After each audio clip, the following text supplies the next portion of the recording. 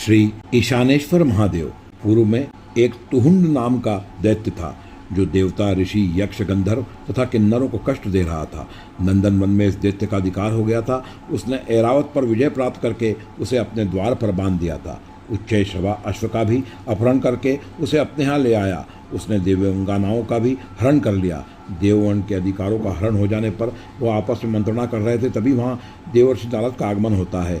सभी देवता उन्हें प्रणाम करके तुहुंड के कृत्य के बारे में बताते हैं और कहते हैं कि अब हमें क्या करना चाहिए, आप हमें बताएं। तब देवर्षि नारद कुछ सोच विचार के देवताओं से कहते हैं कि हे देवगणों, आप लोग शीघ्रतापूर्वक महाकाल बन जाइए। वहाँ पर इंद्रधुम्नेश्वर के पिछले भाग में ईशानेश्वर नामक एक लिंग विराजित है। आप लोग वहाँ आराधना करिए। पूर्व में ईशान कल्प में किसी वेदव्यासी मुनि ने यहाँ आराधना करके शंकर जी के मस्तक पर उत्तम स्थान प्राप्त किया था। इस लिंग की आराधना करके आप लोगों को इच्छित लाभ प्राप्त होगा। देवर्षि नारद का कथन सुनकर देवगण तुरंत श्री महाकाल वन में पहुंचकर प्रसन्न मन से उस लिंग का स्तुति करने लगे। देवताओं ने कहा, नमो शंभो, नमो रुद्र, विरूपाक्ष, नमो नमः, त्वया देवो प्रजा सर्वा सदेवा सुरमानुषाः।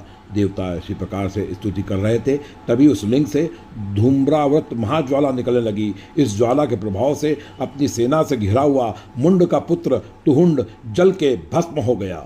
देवताओं ने इस लिंगार्चन के प्रभाव से अपने अधिकार को फिर से प्राप्त कर लिया। तब देवगण ने प्रसन्न होकर इस लिंग का नामकरण किया।